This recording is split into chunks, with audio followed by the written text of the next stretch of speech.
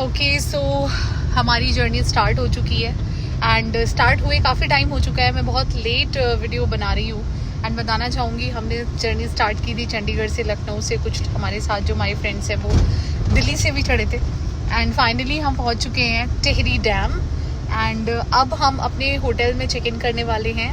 और होटल में check in करने से पहले, अभी तो मैं थोड़ी ठीक लग रही हूँ, इससे पहले हम सभी की हालत एकदम खस्ता थी, बिल्कुल डेड। तो मैं दिखाती हूँ हमारे साथ कौन कौन है। ये हमारे साथ राखवी और ये हमारे साथ प्रीति। और ये है हमारे भैया जिन्होंने हमें रास्ता दिखाया। हम भटक गए थे, पूरी तरह भटक गए थे। फाइनली भटके प्राणियों को रास्ता दिखाने वाले यही हैं। और होटल ये ली रॉय ने हमें बहुत परेशान किया और फाइनली अब हम इस ली रॉय में एंटर करने जा रहे हैं।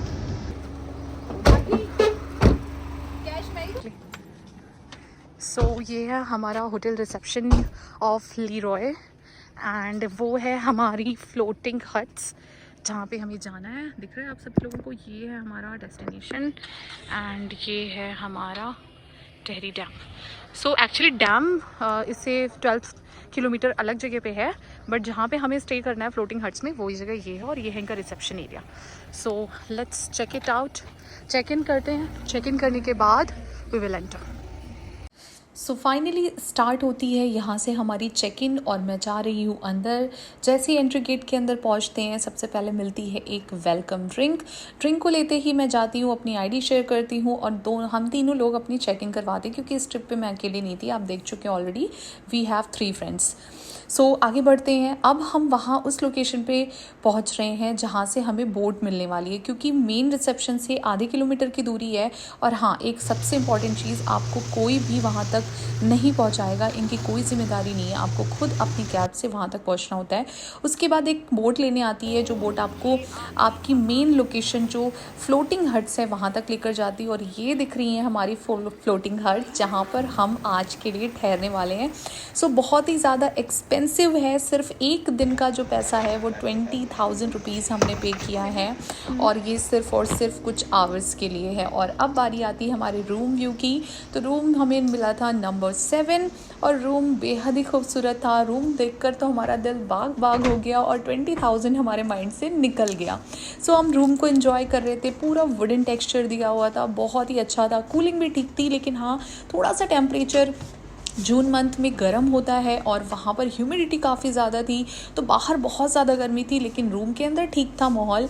एंड देन चलते हैं हमारे वेलकनी व्यू की तरफ। ये है हमारी प्यारी सी वेलकनी। बहुत ही खूबसूरत हवा आ रही थी, बहुत ही अच्छा व्यू था। और अब बारी है न्यू ड्रेसेस को ट्राई करके फ्लॉन्ट करने की। तो ये मेरी पहली ड्रेस थी और उसके बाद हम फिर से आपको दिखाएंगे बैल्कनी का view and then next dress की बारी आती है और ये हम रेडी हो गए और हम फ्लॉन्ट कर रहे हैं नेक्स्ट ड्रेस में, क्योंकि after all we are girls और गर्ल्स के पास तो यही सारी चीज़ें हैं।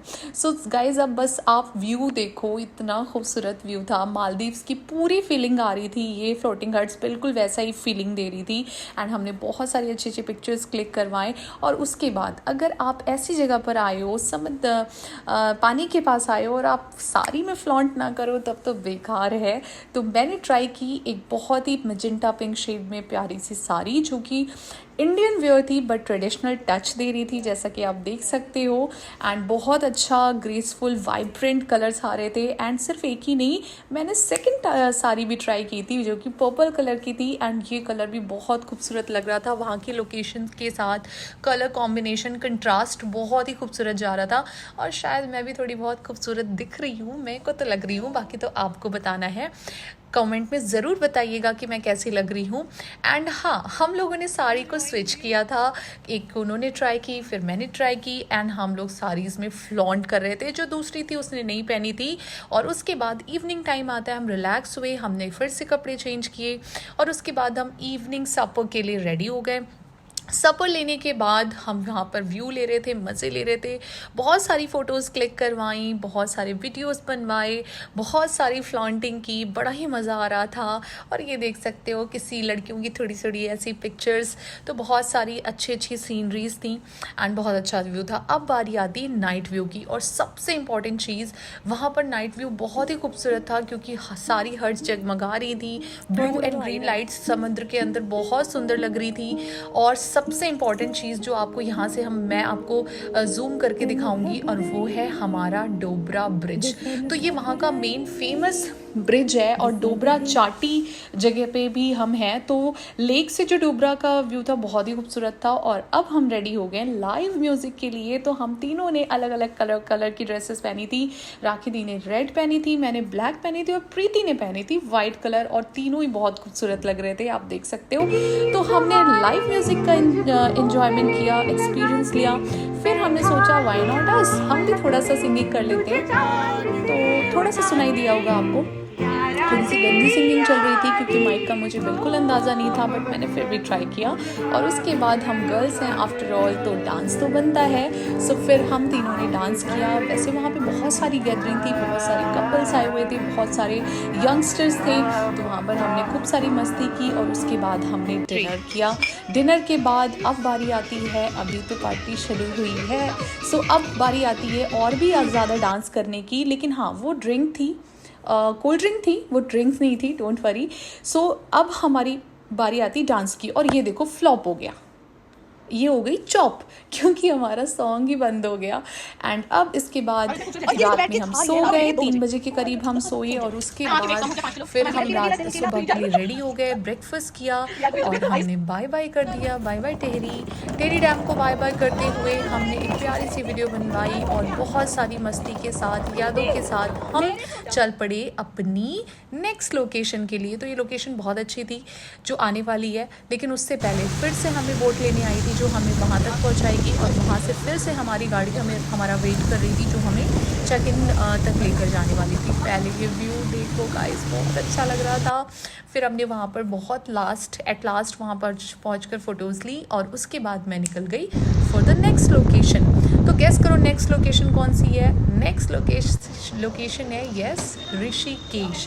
तो ऋषिकेश पहुंचने के बाद ये है हमारा होटल जिसके लिए हम 1 डे रहने वाले हैं। तो ये हमारा 1 दिन का घर है जो कि बहुत ही खूबसूरत था और बहुत ही अच्छा था। एंड उसके बाद मैं आपको रूम व्यू भी दिखाऊंगी। रूम भी बहुत ऑसम था हमारा। ये है हमारा वहाँ का वॉशरूम, एंड उसके बाद मैं आपको रूम व्यू दिखाती हूँ। अच्छा, मैंने थोड़ा सा ऊपर ही कैमरा रखा हुआ है, उसका रीज़न है क्योंकि ये लोग नीचे ना बहुत सारा मेस करके बैठ गए थे, तो मैंने सोचा यार वो मेस दिखाना अच्छा नहीं लगता। बाहर का व्यू तो बहुत ही ख़राब लग रहा था, लेकिन room is really very nice, और बहुत ही अच्छा इसका जो है अंदर का इंटीरियर था। So I like it very much. And also the food एक छोटा सा मिनी कैफ़े था वहाँ पर, जहाँ पर हमने पिज़्ज़ा एंजॉय किया, सैंडविचेस एंजॉय किया, कोल्ड कॉफ़ी पी, बहुत सारा नाश्ता करने के बाद हम निकल पड़े तैयार होकर त्रिवेणी संगम, क्योंकि हमने सुना था लोकल्स के थ्रू कि वहाँ पर गंगा जी की आरती बहुत ही ज़्यादा फेमस है। तो अगर ऋषिकेश जाना तो ये आरती बिल्कुल मत छोड़ना। तो सबसे पहले हम पहुँचे त्रिवेणी संगम। अनफॉर्चुनेटली हुआ क्या, हमारी लेट होने की वजह से हमारी आरती गई छूट। और हाँ, आप लोगों को हम वेस्टर्न ड्रेसेस में दिख रहे होंगे, उसका सिर्फ एक ही रीज़न है कि हमें सडन प्लान बनाना पड़ा, हमें इसके बारे में पहले से नहीं पता था। अदरवाइज़ हम इंडियन ट्रेडिशनल वेयर में ही जाते। और इन लोगों ने तो डुबकियाँ भी लगा ली थी, बट मैं नहीं गई थी। पानी से मुझे थोड़ा सा डर लगता है, तो मैंने अपने ऊपर थोड़ा सा डालवा लिया था, बट मैं गई नहीं थी।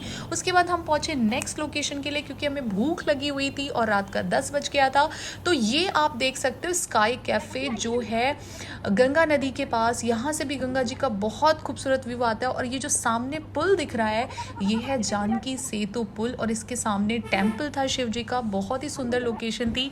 लेकिन आपको एक ख़ास बात बताती हूँ, इस स्काई कैफ़े को ओपन करवाने के लिए ये बंद हो चुका था, और हम 3 लड़कियों ने इसको ओपन करवा दिया। मतलब लड़कियां कुछ भी करवा सकती हैं। सो भैया भी हंस रहे थे कि भाई आप लोग बहुत ज़्यादा, मतलब क्या ही बोले।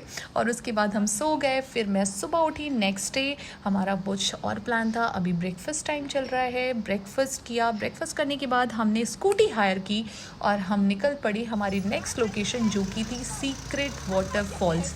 जी हाँ, हमने सोचा था कि नेक्स्ट डे हम डेफिनेटली कोई ना कोई वाटरफॉल करेंगे। वैसे पहले हम नीर गंगा जाने वाले थे, बट नीर गंगा जाने के लिए काफ़ी ज़्यादा टाइम लग रहा था और हमारी 3 बजे से ट्रेन थी, इस वजह से हम नीर गंगा नहीं जा पाए। तो हमें पता चला कि वहाँ पर एक सीक्रेट वाटरफॉल है जो कि बहुत खूबसूरत है और बहुत अच्छा है। तो फिर हमने स्कूटी वाले भैया को हायर किया और हम पहुँच गए सीक्रेट वाटरफॉल्स, और सच में ये बहुत अच्छा था। हमने वहाँ पर भी इंजॉय किया। देखो कहते हैं ना, डजेंट मैटर की जगह कैसी है, अगर साथ वाले अच्छे हैं तो सब कुछ अच्छा लगता है। सो हम 3 थे, बहुत ही मज़ेदार थे, सबका एक अलग टेक्सचर था, सब एक्सपीरियंस बहुत अच्छा रहा। और अब आती है वाटरफॉल में नहाने की बारी। मैं सच्ची बता रही हूँ, गंगा जी का पानी जो ऊपर से पहाड़ों से आ रहा था वो RO वाटर से भी ज़्यादा क्लियर था। और ये हमारी पिक्चर्स। फिर मैंने सोचा कुछ अपनी सिंगल वीडियो बना लेती, लेकिन देखो मैं यहाँ पे भूतनी बन गई मैं बिल्कुल भूतनी बन गई, कैसी लग रही हूँ। एंड उसके बाद हमने नहाया, फिर हम गीले हो गए थे, हमें कॉफ़ी पीने का मन कर रहा था, तो हम पहुँच गए एक छोटे से क्यूट मिनी कैफ़े के अंदर जो कि बहुत खूबसूरत था। और यहाँ पर हमने कॉफ़ी के सिप्स लिए। इसके बाद हम दोबारा से होटल गए, फिर से नहाया और ड्रेस पहनी और निकल पड़े बैक टू पवेलियन।